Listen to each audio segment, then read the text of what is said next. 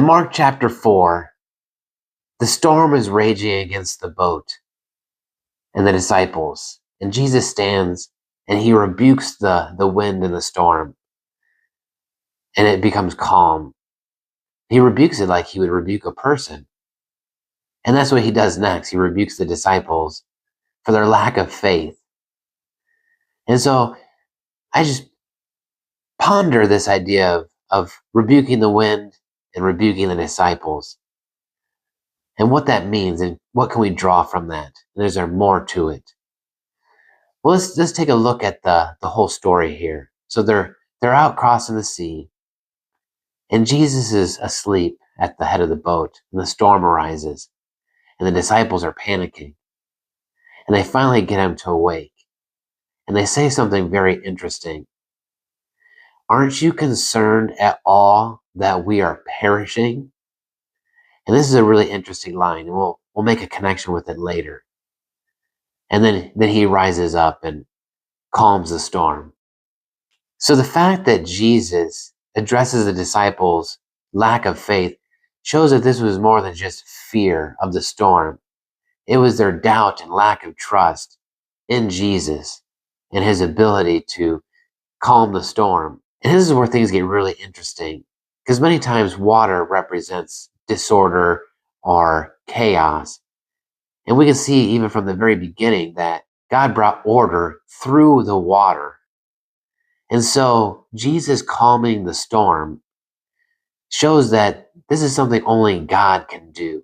And this is actually confirmed in Psalms 89:9. Let's read. You rule the raging sea. When its waves rise, you still them. And Psalms 107:29 says, He calms the storm so that its waves are still. So Jesus calming the storm is truly something that only God can do. But yet the disciples weren't panicked here.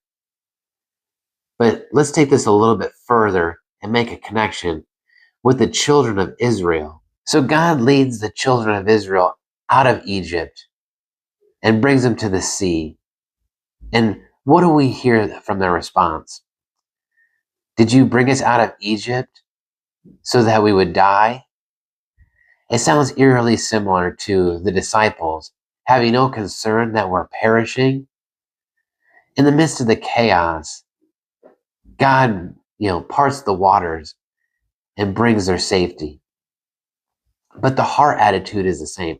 Different stories, but same heart attitude and their lack of trust in God. So what if there's more to the calming of the storm here, or the parting of the sea? That Jesus did calm the storm, but he also sought to calm the storm in their hearts, the chaos in their hearts, this lack of trust and doubt that they had, that the children of Israel had, and that we have at times.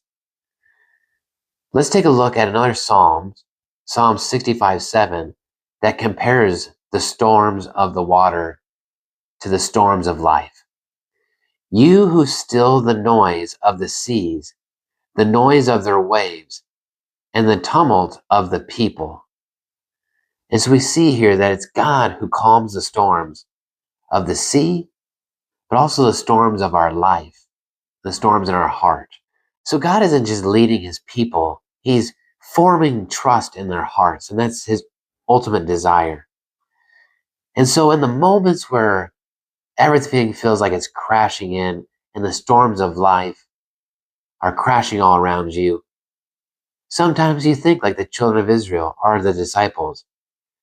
Are you asleep, God? Where are you? Do you not care that I'm perishing? Have you led me out here to die? The issue isn't whether he cares. The question is, do we trust him? Do we trust him even when he's silent? So while Jesus did calm the storm and God parted the sea, I believe there's more to it than just these physical things that were going on. God ultimately desires to form a heart of trust in us. And many times that's calming the storms that are going on within us. And it just shows that many times we focus on the things that are going on around us and the things in this world. And he's reminding us to look up to heaven and to seek the the heavenly things, and keep our eyes on Him, and knowing that He is at work, even when it feels like He might be asleep or distant. I thank you so much for watching. Comment down below and what the Lord is working in your life. Thank you. Be blessed.